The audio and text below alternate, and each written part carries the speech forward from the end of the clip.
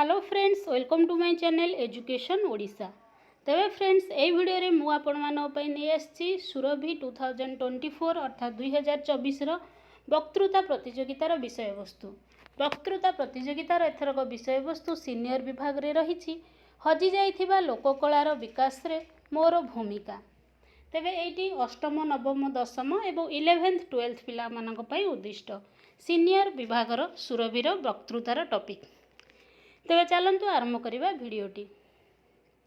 सम्माननीय सभापति महोदय, वरेण्य विचारक मंडली, उपस्थित थिबा गुरुजी गुरुमा वृंद एवं मोर प्रतियोगी भाई और भौणी वृंद और अन्यान्य श्रोतागण, आज प्रतियोगितार विषय वस्तु हेउछि हजि जाइथिबा लोककलार विकास रे मोर भूमिका। से संबंध रे मु मोर मत प्रदान करुछि। निसर्ग लक्ष्मींकर ग्रंथाघर, कानन कुंतला, समुद्र मेखला मो उत्कल भूई। पूर्व दिगरे दिगंत विस्तारी नील पाराबार, पश्चिम दिगरे निघंच बनानी, भूगर्भरे कृष्ण हीरकर द्युति, लुहापथरर असरंती भंडार। प्रकृति देवींकर अकृपण आशीर्वाद रे उत्कल समृद्ध और श्रीमंडित। खाली प्राकृतिक विभव परिपूर्ण नुहे मो राज्य। मो राज्य उत्कलर भाषा, साहित्य, कला, संस्कृति और परंपरार मध्य कौनसी तुलना नहीं। तेणु ओडिशा मो राज्य, एहार सबुकिछि सुंदर, सबुकिछि मधुर, महान एहार परंपरा, महान एहार लोककला। तेणु एठारे लोककला कहिला बेले मो मनरे प्रश्न उठे, लोककला कौन? लोककला हेउछि कौनसी एक देश बा राज्यर अनेक जाति जनजाति रे पीढ़ी पर पीढ़ी दे गढ़ी आसुथिबा परंपरा को बुझाए। तेणु लोककला हेउछि लोक संस्कृतिर जीवंत वार्तावह। ओडिशार विभिन्न स्थान रे विभिन्न प्रकारर लोकनाट, संगीत, हाथबुणा लुगा, काठ पत्थर आदि रे खोदा अंका चित्र आदि देखिबाकू मिलिथाए। एही सबुरे केवल सेही अंचलर लोकंकर कला निपुणता न थाए, बरं सेठाकार लोकचलणी और भाषार झलक मध्य देखिबाकू मिलिथाए। ओडिशा रे विभिन्न प्रकार लोकनृत्य रहिछि। सेगुड़िक मध्य देशिया नाच, कंध नाच, सौरा नाच, कंढेई नाच, घुमुरा नाच, गोटीपुओ नाच, चैती घोड़ा नाच, चढ़ैया नाच, छऊ नाच, दंड नाच, दासकाठिया, धुड़ुकी नाच, पाटुआ जात्रा, पाला, रावण छाया, सुआंग और रणपा अन्यतम। खाली नृत्य नुहे, विभिन्न प्रकार पारंपरिक संगीत, हाथ बुणा लुगा, पट्टचित्र, माटी काम, काठ काम और पत्थर खोदेई काम रे मध्य मो राज्य ओडिशार बृहत परंपरा रहिछि।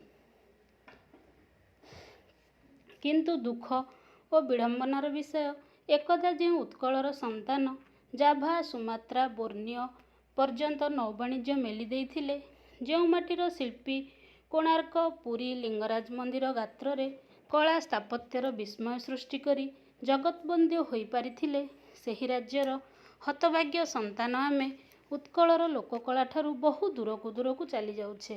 तेणु वर्तमान समय आसीछि सेही उत्कलर परंपरा और लोककला को जीवित रखिबार। तेणु एथिरे केवल मोर नुहे, आम समस्तंकर भूमिका रहिछि। तेणु हजि जाइथिबा लोककलार विकास रे मोर प्रथम भूमिका हेबो, मु मो निज ठारू आरंभ करिबी। मो ओडिशार संस्कृति, परंपरा और लोककला को जानिबी। केवल जानिले हेबो नाही, मु मोर परिवार एवं चतुर्पार्श्वरे समस्तंकु जणेइबी। मु पाश्चात्य संस्कृतिर संस्पर्श रे न आसी मोर उत्कलर संस्कृति, पर्वपर्वाणी और परंपरा को आरंभ करिबी। ओडिशार विभिन्न लोकनृत्य को जानिबी और अन्य मानकु जणेइबी। प्रति उत्कलीय पर्वपर्वाणी को भक्ति एवं निष्ठार सहित पालन करिबी। जो आधुनिकतार प्रभाव रे मो राज्यर लोककला ह्रास पाइछि, सेही आधुनिकता को अस्त्र करी तथा सोशल मीडिया को अस्त्र करी मु मोर सांग मानक सहित मिसी आम राज्यर लोककला को प्रचार करिबी। हजि जाइथिबा लोककलार विकास निमंते जनसचेतनता नितांत आवश्यक। तेणु लोककला को बंचाइबा निमंते सरकार नैथिबा पदक्षेप को मु लोकमानक पाखरे पहुंचेइबा पई निश्चय चेष्टा करिबी। शेष रे मु एतिକି କହିବି जे ଉତ୍କଳର ଲୋକକଳାକୁ ଉଜ୍ଜୀବିତ ରଖିବା ନିମନ୍ତେ ସମସ୍ତ ଉତ୍କଳବାସୀ ସଂକଳ୍ପବଦ୍ଧ ହେବା ଆବଶ୍ୟକ। ଧନ୍ୟବାଦ। ବନ୍ଦେ ଉତ୍କଳ ଜନନୀ। ଜୟ ହିନ୍ଦ। ପିଲାମାନେ, ଏଇ ଥିଲା ସିନିୟର ବିଭାଗର ବକ୍ତୃତାଟି। ଆଶା କରିଛି ଭିଡ଼ିଓଟି ଭଲ ଲାଗିବ। ଯଦି ଭଲ ଲାଗିଛି ନିଶ୍ଚିନ୍ତ ଭାବରେ ଲାଇକ୍ କରନ୍ତୁ, ସେୟାର କରନ୍ତୁ ଏବଂ ଚ୍ୟାନେଲଟିକୁ ସବସ୍କ୍ରାଇବ୍ କରନ୍ତୁ। ଧନ୍ୟବାଦ।